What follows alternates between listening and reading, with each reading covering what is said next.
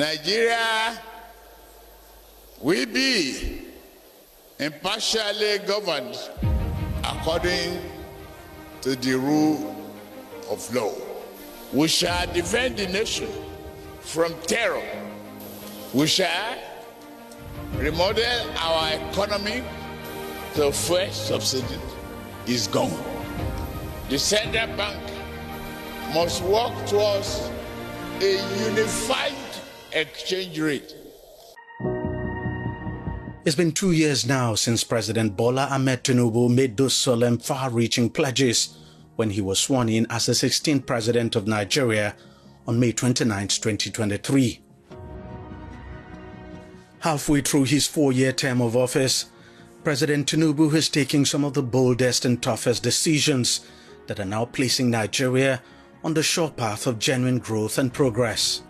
I speak as a member of the Presidential Economic Coordinating Council, and I speak as someone who, from time to time, is opportune to have some conversations with Mr. President.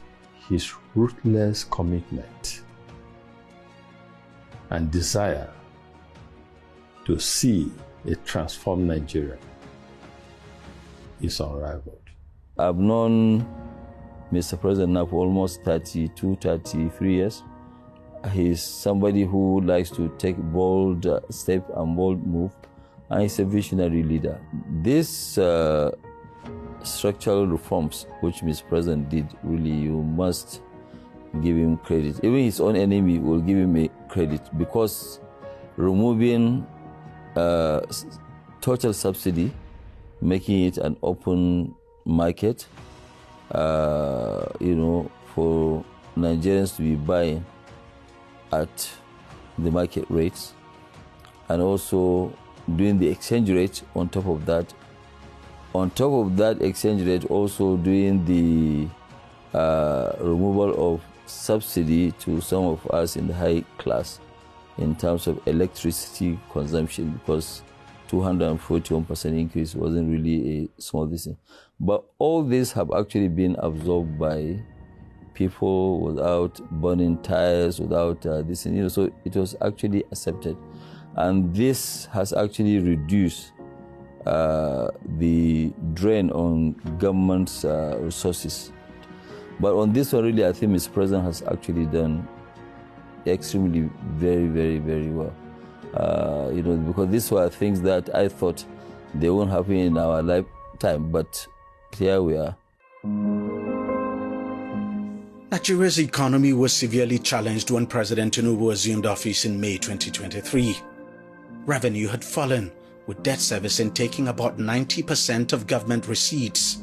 Oil production had also fallen to a worrying level. The government had a mounting of foreign exchange obligations to deal with. There were fuel subsidy obligations running into trillions of naira. Nigeria's economy was on a cliff and in an intensive unit. And we weren't sure how soon it will fall. But when he came in, within a year, Nigeria moved out of the intensive unit, moved away from that cliff, and is now in a recovery position. The economy was practically on the brink. Our external reserve position, particularly the net external reserves, were so bad that it was so difficult for us to fund our foreign transactions. It was so bad that the letters of credit issued by Nigerian banks in most cases were not honored by our correspondent banks abroad. So that created a major crisis in our external position. Then we had a major crisis with our petroleum downstream sector. We were spending anywhere between 10 billion to 15 billion US dollars importing petroleum products. So that created a major fiscal crisis. And as a result of that, we had a regime of massive printing of currency. At the inception of this administration, I think there was a currency printing liability was about 23 trillion naira that was inherited by this administration. And that had very serious implications for our macroeconomic environment, for inflation, for deficit. And to make matters worse, the printing of money was done in a manner that was completely not transparent. So it was a very, very bad situation that required urgent resetting of the economy. 2 years on, and with bold and sometimes difficult economic policies, the economy is beginning to turn the corner. Government revenues have dramatically increased, just as revenue to debt service has also come down to around 68%. States and local governments now get more allocations than ever. Thus, I've been able to push out economic growth that was the highest rate that Nigeria has seen in 10 years with what we did in 2024. And alongside that growth, we have seen other great indications. Reserves of close to $40 billion. Unencumbered reserve has grown by about $20 billion, which is from 3.99 to 23 billion dollars. Nigeria was able to pay its IMF debt, the one that was procured during COVID, $3.4 billion fully paid, leaving some items of interest rates and special drawing rights to be addressed. Even we have also paid down Eurobonds and the of about $2 billion of Eurobonds that we paid in 2024. And the states in 2024 alone in 2024, the states paid down 32% of their total global loans. Now I can tell you that as a member of the National Economic Council, for the past 9 months, NNPC has not brought any money to Federation account. We largely depend now on Federal Inland Revenue and Nigerian Customs and non-oil revenue as our major source of funds for Federation allocation and fiscal mobilization. The courage that has been displayed by Mr. President is quite unusual in this part. The hard decisions that we've spoken about for God knows when, he's been able to confront those twin problems. First, with regards to fuel subsidy, gulping about $10 billion every year. So he came in day one, faced that head on. And then the issue of devaluation of the currency and floating it, ensuring that there's transparency and confidence built in the last few months. Stability is fast returning to the foreign exchange market, and the country has just recorded a balance of payment surplus of $6.83 billion for the financial year 2024. I would say that we are entering what you can call a stabilization phase of the economy. The kind of volatility that we experienced in the second half of 2023 up onto the second half of 2024, those volatilities are beginning to fizzle out. From the second half of 2024 up until now, we have witnessed a kind of normalization, especially in the macroeconomic environment. Our Fitch ratings are up.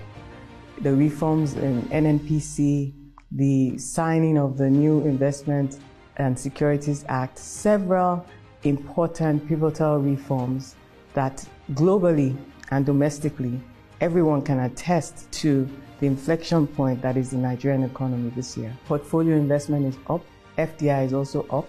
You know, we've been tracking his investment announcements from his presidential trips, over 30 of them, as at December 2024 was $50.8 billion. Our job is to make sure that those announcements translate into bankable investments that we see through. And so those discussions and dialogues have continued to be ongoing. The revenue of government has gone up 60% in 2024 compared to previous year. And that's the federal level. At the state level, the revenues to the states have doubled. So these are signs of the improvements in the government revenues as a result of the bold and courageous changes that were made that you have mentioned. The measures we have taken so far in terms of orthodox monetary policies, we can see have begun to yield fruit. They have begun to yield fruit. We can see that accretion to reserves have been consistent. And at one point in time, may I remind everybody that we achieved the highest level of reserves in the past 3 years at one point in time. We've also continued to see inflation gradually beginning to decelerate. We can see that there's greater confidence in our markets. What has happened under the solid mineral sector in the past 2 years is unprecedented as a result of the deep-rooted reforms of the Tinubu administration. Virtually all the metrics in the sector have changed. Investments are pouring in. At the last count, the government has attracted over $800 million in new investments to the sector. Among the new investments is a $600 million lithium plant in Kaduna State and another $200 million refinery near Abuja and 2 additional processing plants in Nasarawa State. We have a policy of local value addition, which is also part of our 7-point agenda. And the idea is that for so long as we could remember, even before we were born, our minerals have been adjudged raw materials and they've been extracted and exported to service the industries of developed societies. And so under the President Tinubu's Renewed Hope agenda, we say no more. Now, we do not approve licenses from applicants who do not show us concrete plans of local value addition, which means you must process locally. Revenue to the sector has also quadrupled in just the last 1 year.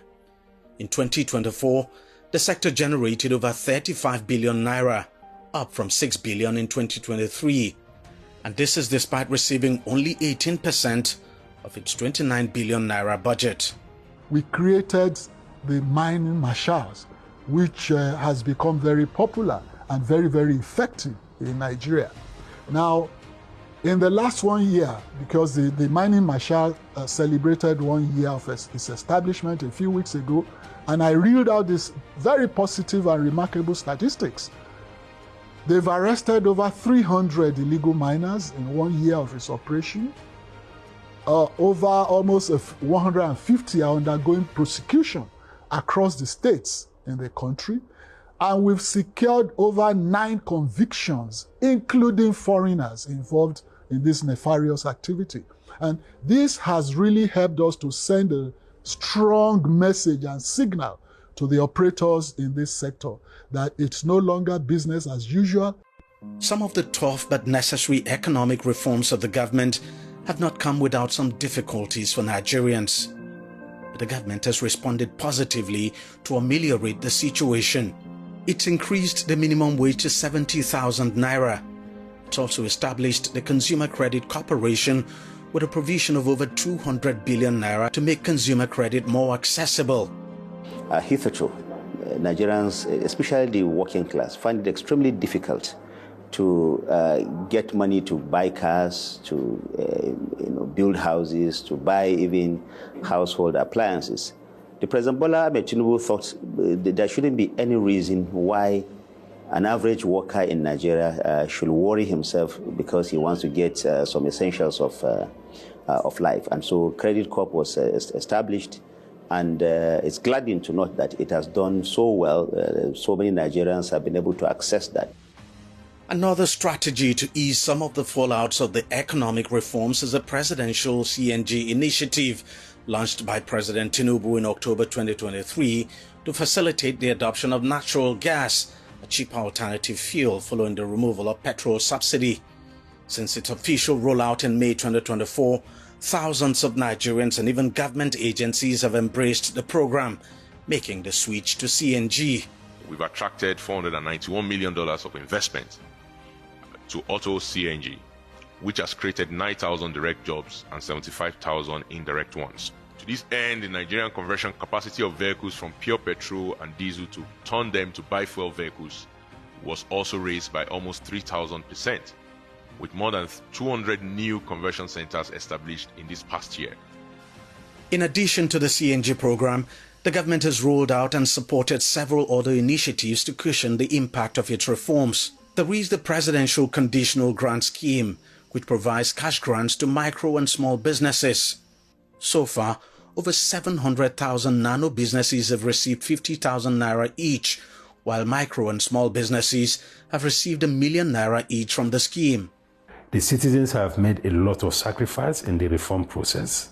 So there should be a way to ensure that the benefits of the reform trickle down better to the ordinary citizens. In other words, we need to democratize the benefits of the reform, because the citizens are still worried about the cost of living, especially the cost of basic things like food, the cost of transportation, the cost of health care, the cost of education. Those things are still big issues.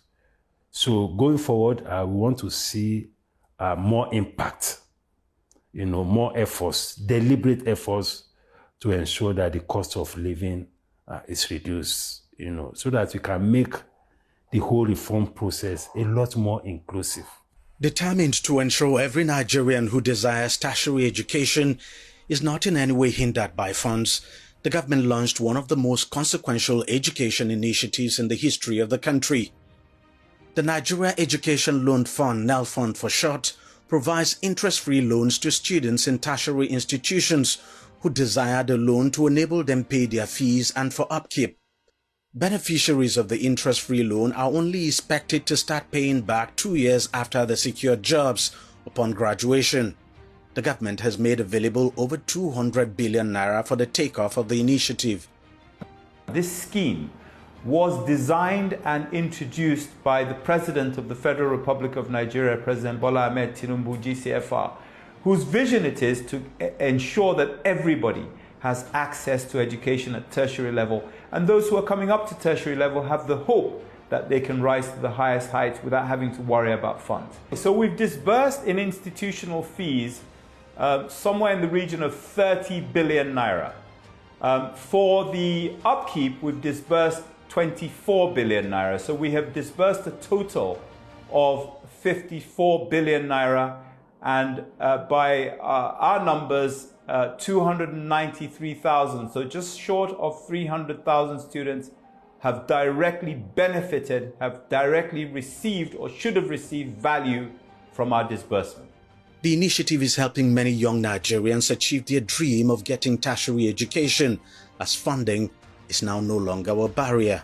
Today, no child can be denied access to higher education because he comes from a poor family. He wasn't born to wealth and privilege. Some countries in Africa have visited Nigeria to learn the mechanics of this program. It's a landmark program. The passage of the Petroleum Industry Bill in 2021 set the stage for a revolution in Nigeria's oil and gas industry. That revolution is now beginning to happen under the watch of President Bola Tinubu.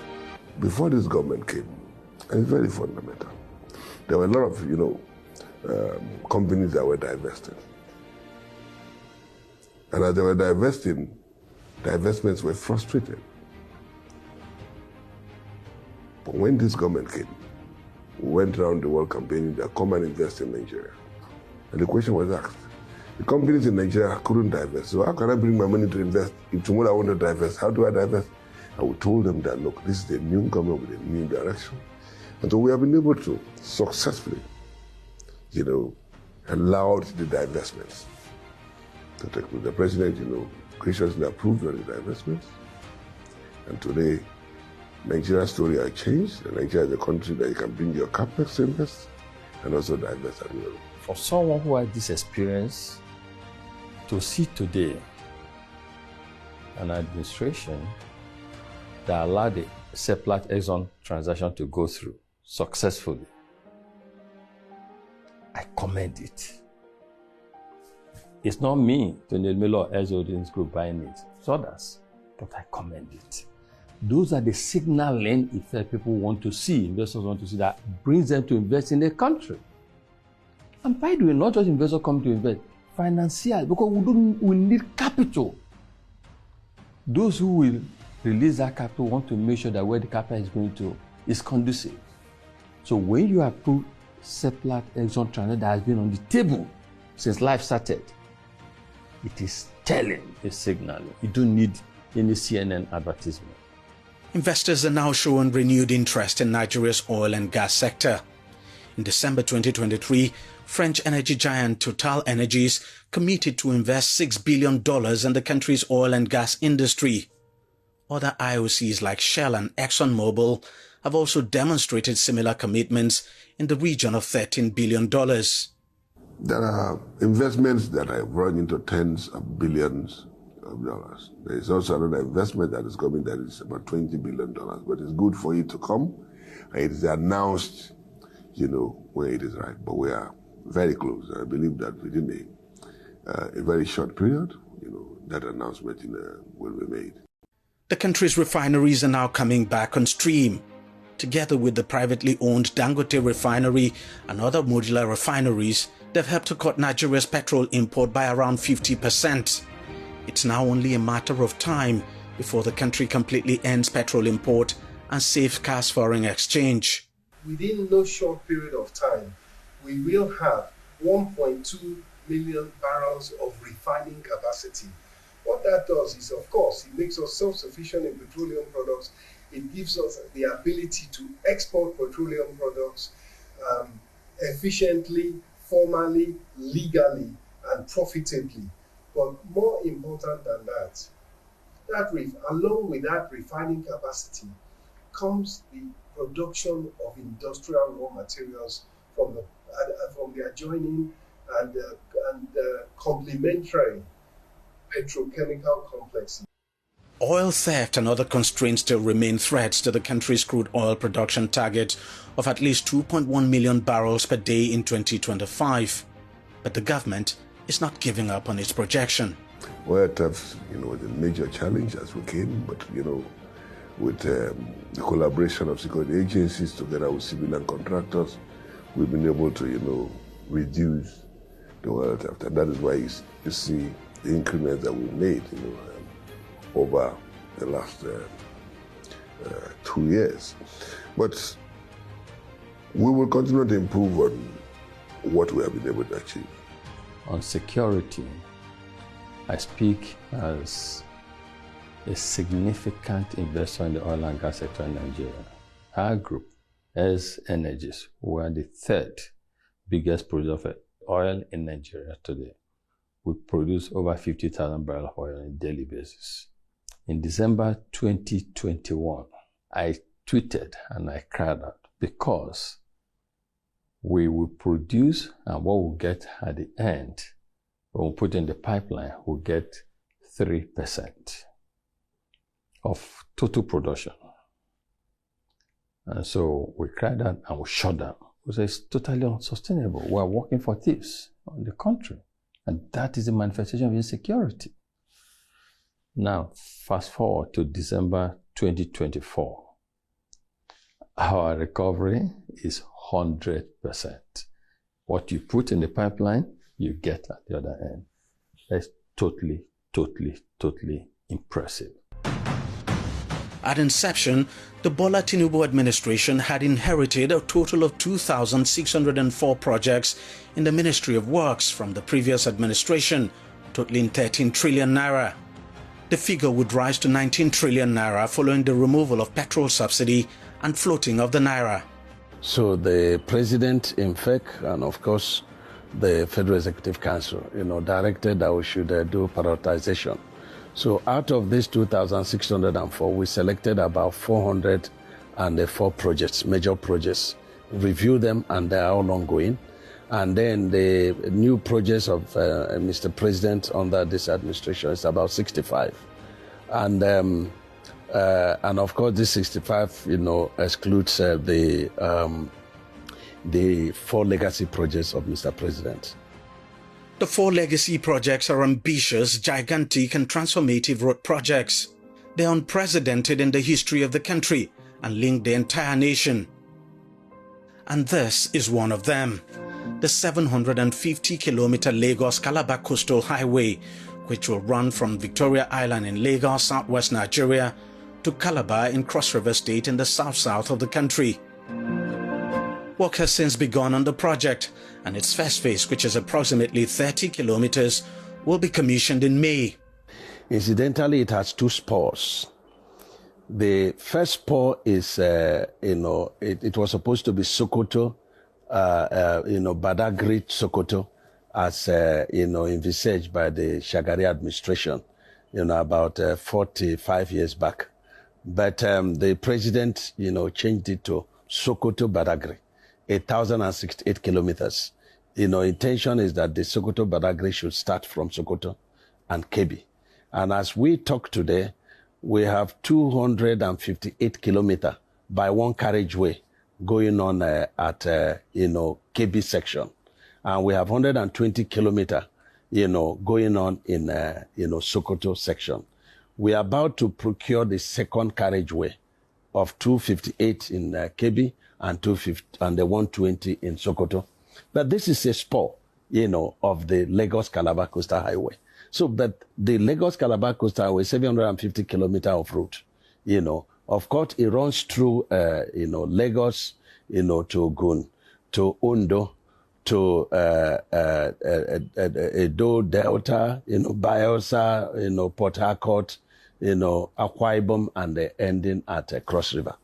And when it ends at Cross River, the axis of Cross River now starts from there to the the third legacy project of Mr. President, which is the Trans-Sahara, route, which is 462 kilometers. And it connects from the, Calabar end, going through Calabar to Ebonyi, to Enugu, to Benue, to Kogi, to Nasarawa, and ends in Abuja. And then it connects the fourth legacy project of Mr. President, which is 482 kilometers, which, starts from, Akwanga. If you look at the just concluded project of, Kefi to Makurdi, which is been told now, then from that Akwanga section, it gets to Jos. And from Jos, it gets to Bauchi, it gets to Gombe. So the entire four legacy project of Mr. President, if you look at the loop, it's all connecting the six geopolitical zone. While work is ongoing with the legacy projects, inherited major projects are also receiving equal attention. Among them is a 700-kilometer Abuja-Kaduna-Kano highway. I think Nigeria never had it, this good. And I want to say, with all sense of responsibility, that before now, past government has been building roads. But today, President Bola Tinubu is constructing roads. Because we are constructing roads that will last from 50 to 100 years.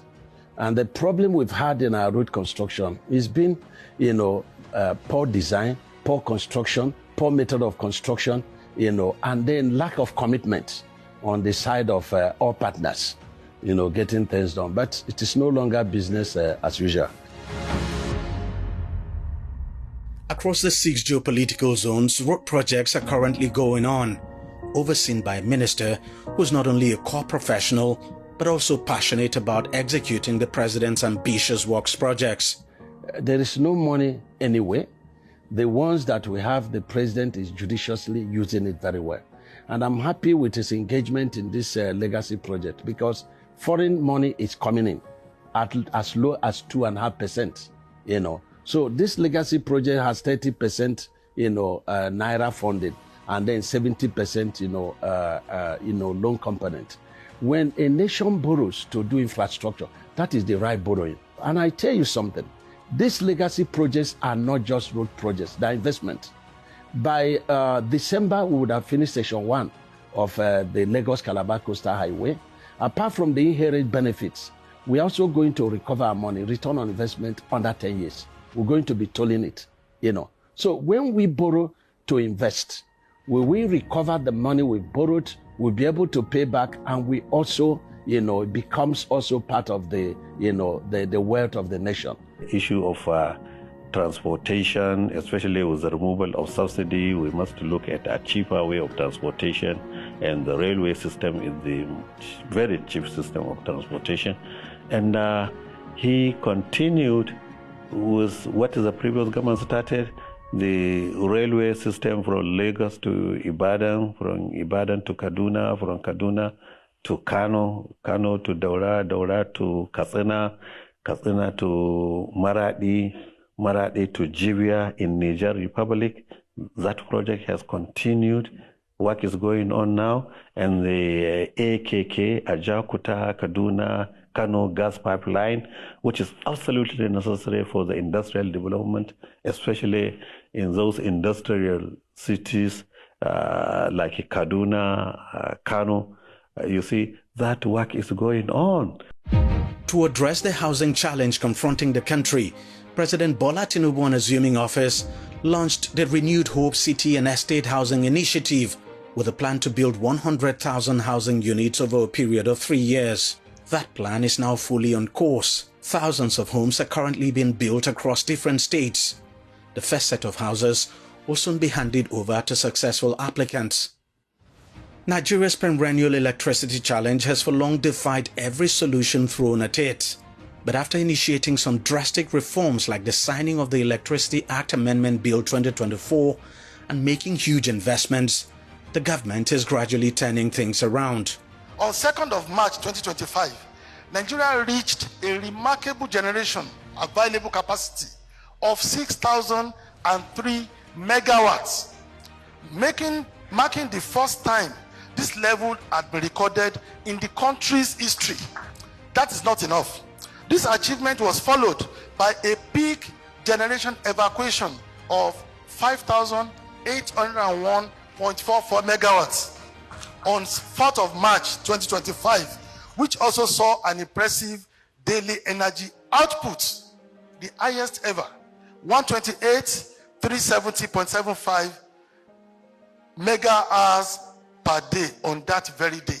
We've always been in 119,000 megawatts on a daily basis, but we achieved 128. That is the highest energy ever consumed in a day since power sector came to being in Nigeria, and we are proud to achieve this. It took the country about 40 years to attain 4,000 megawatts of power, but with its reforms, this government has been able to add 1,700 megawatts to attain a peak generation of 5,800 megawatts in less than 2 years. Now that we have created the trajectory, if we sustain this trajectory, I can assure you that before the end of this administration in 2027, the first 10 of this administration, 2027, we should be able to generate and distribute nothing less than 8,000 megawatts of power. Investments are now coming into the electricity sector as a result of the reforms by the government. Many states now regulate their own electricity market. The government is also investing heavily on renewable energy to power communities across the country that are not connected to the national grid through the Rural Electrification Agency. While the electricity sector still faces a number of challenges, the reform in the sector is no doubt changing the narrative one step at a time. In the Federal Capital Territory, Abuja, an infrastructure revolution is going on. The Minister of the FCT, Nyesom Wike, and his team are bringing the president's ambitious aspirations for the capital to reality, one project at a time. In just 2 years, the number of projects executed and completed is mind-blowing. And they run across the entire FCT, covering both the city centers and satellite areas where many of the residents and indigenous people live. The leadership Mr. President has shown is what has encouraged us to take bold decisions to say, we can't continue to be business as usual. We must do things in different ways. But before that, it was difficult because that leadership was not provided. And you don't want to go and take a decision where you're embarrassed by appointment. Nobody does that. So now we are seeing that we have a leadership that's focused and said, it wants results. It does not want excuses. It does not want, oh, you see, people did it. No. He has confidence in you. He believes you have what it takes to support him, to achieve what he has promised Nigerians. So what is all this excuses that this happened, that didn't happen? So all we are doing is to continue for what we stopped last year. Last year, it took us about 12 days, 13 days of commission of projects. This year alone, it's taking us 19 good days of projects that will touch on the life of the people, those who reside in the city and those who reside in the satellite sector. It doesn't happen. The projects are fast changing the face of Abuja. New bus terminals have sprung up in the city. New roads and bridges have been built, and more are still under construction. Satellite towns are now being opened up as genuine development is reaching underserved communities in the FCT. One of the key sectors President Tinubu prioritized on coming into office is the health sector. It's partly what informed his decision to poach Professor Mohamed Pate from the Global Vaccine Alliance Gavi and appointed him Nigeria's coordinating Minister of Health and Social Welfare. Almost 2 years on, and with the introduction of several reforms by the administration, Nigeria's once broken health system is now being fixed. The investment that we have had in 2024 and here now in 2025 been planned for infrastructural upgrades. This country has never seen something like that. Let me give you an example. Cancer, which is a major issue that is emerging in our society. President approved for 6 major cancer infrastructural upgrades and equipment upgrades in 2024 in February. World-class radiodiagnostic centers in collaboration with NSIA, for instance. There are 10 major radiodiagnostic centers that are being constructed right now. The subsidy that the federal government provided for dialysis, for instance, for kidney patients. Federal government bought 10,000 dialysis commodities through centers all across the geopolitical zones of Nigeria to make it cheaper for patients that are dialysis dependent, and accelerated renal transplant centers. Sokoto had its first renal kidney transplant. Now Ife is coming along. There are others that are looking at that. We're now beginning to think of liver transplant, open heart surgery. There are many of those infrastructural upgrades. So the kinds of things that you are hearing from abroad, or you have to go to Egypt or somewhere else to get them, are beginning to be feasible here. My goodness, orthopedics, a major cause of people traveling abroad. My own father had a domestic accident, had a major fracture in his mid-80s, but he was fixed within a week in a public hospital in this country, and within 4 weeks he was already standing. Anchored in the Nigeria Health Sector Renewal Investment Initiative, the reform in the health sector is fast transforming the country's health infrastructure, attracting over $3 billion in grants and investments. The government is investing massively to turn around the country's primary healthcare system. Existing primary healthcare centers are being upgraded. Over 8,000 new ones are now being built across the country. So we set out to expand the primary healthcare system, to make it functional at level 2, to improve the level of functionality. So we embarked on increasing the functionality of 8,800 primary healthcare centers, and over time expanding them to 17,000 that are functional, so that Nigerians will have the retail points working between federal government, states, local governments, private sector, development partners to roll that going forward, to revitalize the basic healthcare provision fund. And in the last 2 years, we have had 6 out of the 11 ministerial oversight convenings of the basic healthcare provision fund that disbursed resources to all the 36 states, to those thousands of primary healthcare centers that are called BHCPF facilities all across Nigeria, that receive on a quarterly basis disbursements for their fuel, for their running costs, for stipend for their health workers, for buying drugs and commodities for the patient that they see on the supply side. And with that, we're seeing of today 20 million contacts every quarter. Beyond health infrastructure, the Tinubu administration is making healthcare easily accessible for all Nigerians. Today, pregnant women who require cesarean section can access the service for free at federal health facilities. Kidney patients can now get up to 80% subsidy on dialysis services at 11 federal hospitals across the country. And to address the manpower shortage in the health sector, the government has so far recruited over 2,000 doctors and nurses, as well as engaged 774 national health fellows across local government areas in the country. Over 600,000 health workers have also been retrained for better health services. All in all, I think if you take the 2 years of this president's tenure, is the midterm.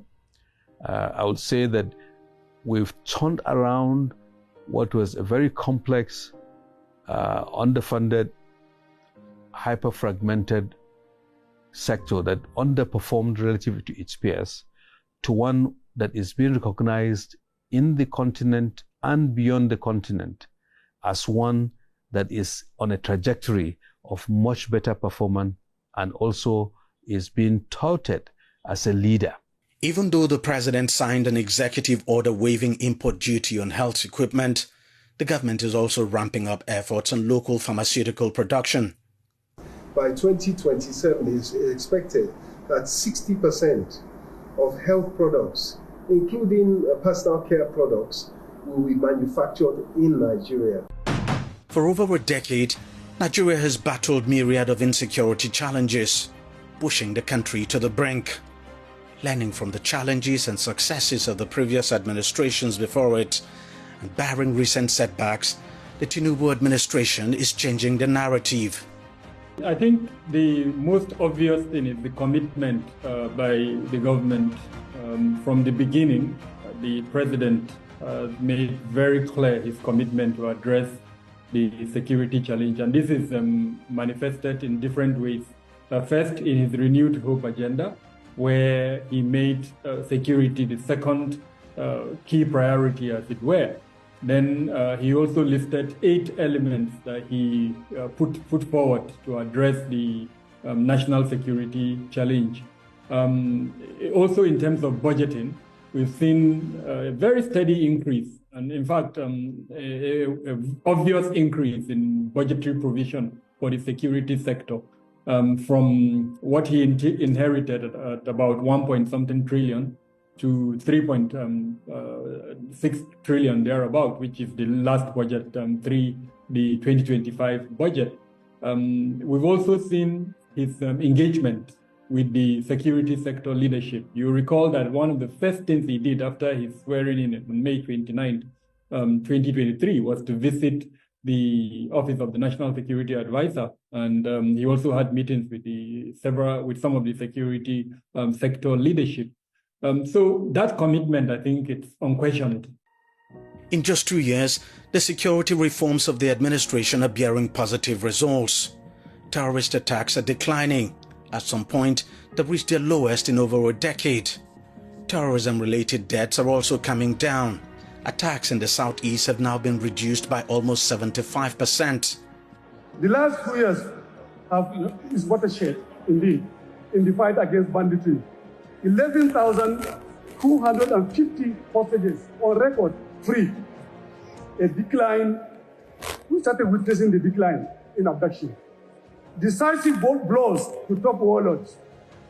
The Kachallas, Ali Kachalla, Boderi, Halilu Sububu, Dangote, Isu, Yellow, Damuna, Buhari, all of them have met their creator.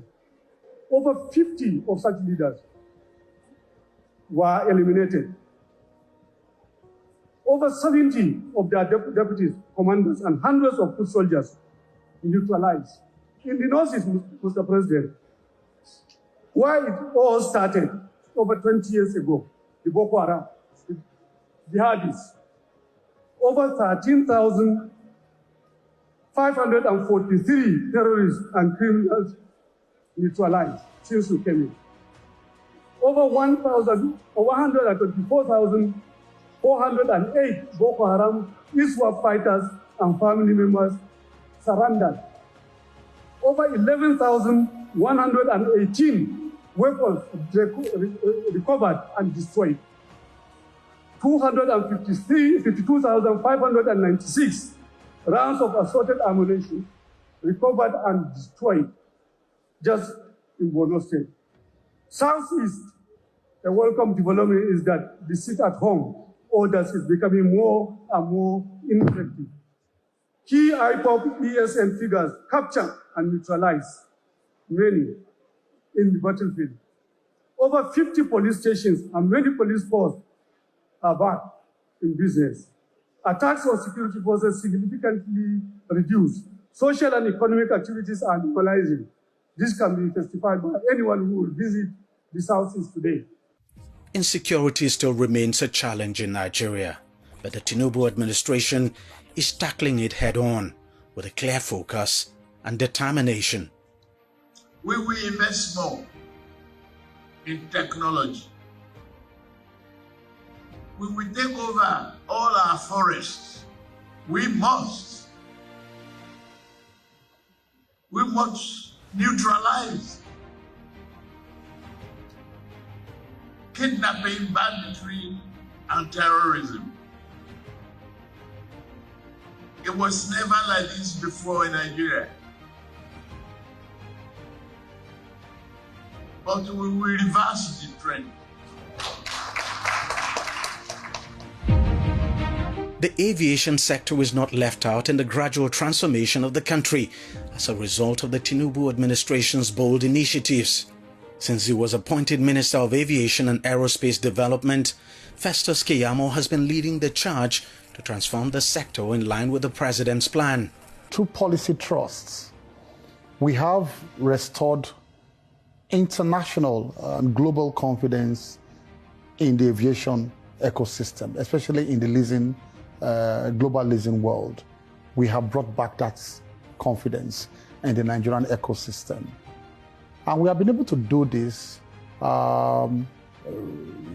by instilling integrity in our system. And this was a fallout of our compliance, our strict compliance with the Cape Town Convention that we had been signatories to, but were very poor in adhering to the terms of that convention. And so it was public knowledge last year that we went ahead and took practical steps to comply with the tenets of the convention. We signed the practice direction in Nigeria, and then also rolled out the IDERA by the NCA. And these two actions by Nigeria catapulted Nigeria from 49.5% to 75.5% on the global compliance scale. And that officially is the highest in Africa. So as I speak with you, international leasers and financiers are back in Nigeria right now. And it's only a matter of time, not a long time, before Nigerians will feel the full impact in terms of newer aircrafts, in terms of lower prices, ticket prices, because it will lead to more competition, both on domestic, regional, and international routes. The new international terminal in Lagos, built by the previous administration, is now fully operational. Plans are now underway for a complete remodeling of the old terminal. Several routes are now being opened for ease of connections across the continent and beyond. And some airlines that left Nigeria in the past are now back. Key bilateral air service agreements have been finalized, integrating Nigeria more deeply into the global aviation ecosystem, facilitating easier and more efficient air travel between Nigeria and other countries under mutual benefits. We have been able to open up a number of routes again for our domestic airlines, and also to attract some other international airlines to ensure that traveling experience for Nigerians is enhanced, and Nigerians have more options on some of these international routes. And so, of course, you saw the return of Emirates, the return of Emirates to the Nigerian domestic international routes. The return of Emirates to Nigeria, and Nigerians are beginning to enjoy that hub now in Dubai in their international travel. So, but there are other routes that we have been able to attract to Nigeria. You know, the Italian route had been closed for decades. Air Italia stopped flying to Nigeria many years ago. We've been able to attract another, international airline, and today we have opened up the Italian route again. We have also opened up the Algiers, Abuja, and Douala route, Cameroonian route. Before, it was so funny that you could not even take a 1 hour flight to Cameroon. It was so funny. And when I came to office, I said, how could this happen? Just 1 hour to Cameroon. You have to fly to Addis Ababa first and maybe spend one night before you now connect from Addis Ababa to Cameroon. Or you fly to Togo first, because Togo has a small hub there. And then from Togo, you now come and you start flying all over Nigeria again. You'll be flying on top of Nigeria to go to Cameroon. That was how, odd it was in terms of connectivity. But today we have been able to attract that and so on and so forth. So we have opened up so many other routes today in Nigeria. Aviation infrastructure are also being improved upon. The long-delayed Abuja Airport second runway expansion is now getting off the ground. For the first time, the country now has the e-visa system for efficiency and ease of travelers as part of the immigration reforms of the government to strengthen the country's air borders. There are also 40 e-gates at all major international airports in the country for faster and more secure passenger processing. Passport application process is now fully automated, significantly reducing waiting time.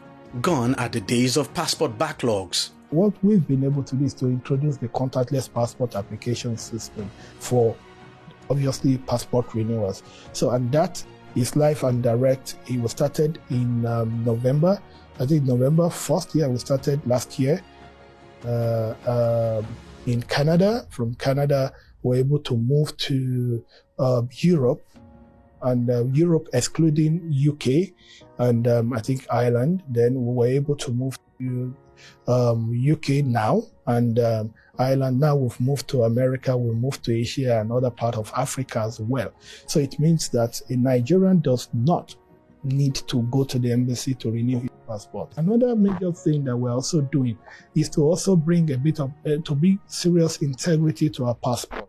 And what do we mean? What do I mean by that? I'll break it into two or three. Number one, when this government came on board, Nigerian passport was not registered on the ICAO PKI PKD. That's Public Key Infrastructure, Public Key Directory of ICAO. So it means that verification of Nigerian travel document was near impossible real time, in across all borders in the world, airports and whatever. So that's why when a Nigerian travels with a Nigerian passport, there's he has a more difficult chance of being attended to than a foreigner. But this particular, under this administration for the first time, Nigerian travel document, the passport has been imported into the PKI, PKD, ICAO directory. So Nigeria is now compliant. And I'll tell you that before this government came on board, we never had any, in fact, profiling at our border posts were basically subjective and never objective.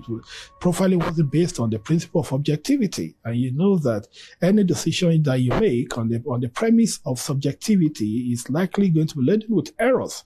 But this government came and we introduced what we call the API solution, which is the Advanced Passenger Information System in terms of our air borders. So such a way now that before any passenger comes into Nigeria, we have the opportunity of pre-profiling such passengers and we can easily identify persons of interest.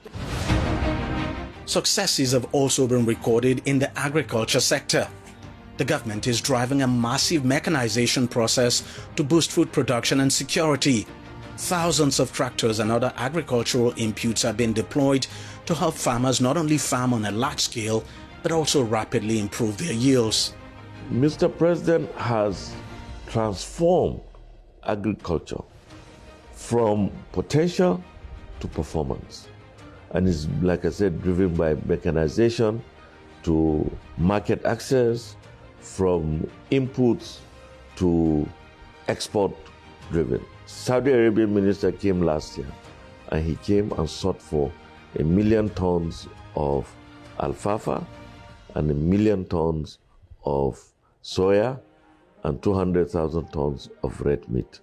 Today, we have already started that engagement, and that is a drive that was spearheaded by Mr. President when we all accompanied him to Saudi Arabia in November of 2023.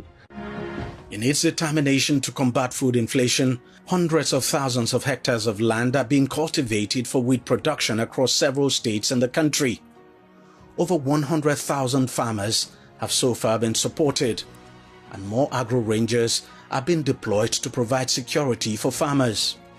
3 other programs that we have seen that has made an impact is the mechanization program of Mr. President.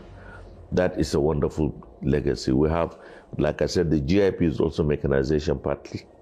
And then the Greener Hope, which seeks to provide almost about 10,000 different implements, from tractors to harrows and other agricultural equipment over a period of 10 years. And that will also seek to set up about 1,000 service centers across the nation, and also to develop 150,000 hectares of land across the Federation, with 25,000 from each geopolitical zone. So over 6 and 25,000 makes 150,000. So those two, the Belarus tractors and John Deere, are procurement. The GIP and the Greener Hope are collaborative efforts. So we have already started receiving. Right now in Abuja, we have almost 700 tractors on ground out of the 2,000 from the Belarus. And very soon, Mr. President is going to launch those tractors. The First Lady, Remi Tinubu, has taken a very keen interest in the agriculture sector and has been very supportive of efforts to make Nigeria food secure. In her quest to attract young people to farming, she launched the Young Farmers Club Nigeria in collaboration with the Ministry of Agriculture and Food Security as part of her pet project, Renewed Hope Initiative. The Young Farmers Club Nigeria aims to revive Nigeria's indigenous occupation of farming, create employment opportunities, diversify the economy, and ensure food security. Agriculture has always been the backbone of our nation.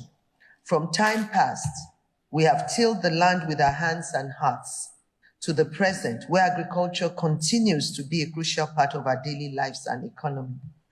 It is clear that farming is not just an occupation. It is a way of life which can create employment opportunities for a teeming young population, help diversify the economy, and put food on our tables.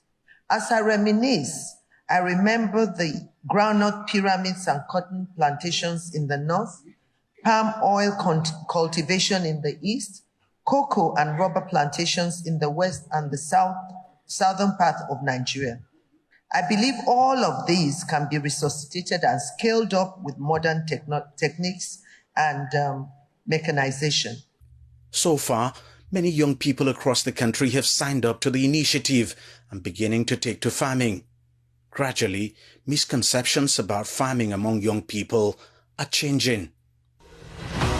There have been so many positives for the country in the last 2 years. Indeed, some of the reforms have come with initial challenges, but they are now being overcome, and light is beginning to appear at the end of the tunnel. A lot has happened in the last few years that's commendable. I'll call it, these 2 years have been the years of reform. Going forward now, the idea is to ensure that these reforms, the benefits of these reforms, really reach the people. Let's do the hard work. And it will take time before the results become widely apparent, but we are seeing changes that are showing us that we are on the right track. We have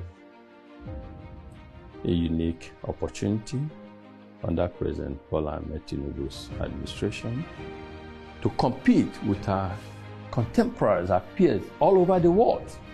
You need home government support to compete, and we have it. Nigeria is certainly on the rise. With the Renewed Hope agenda, the Tinubu administration is fixing Africa's most populous country and getting it to fire on all cylinders.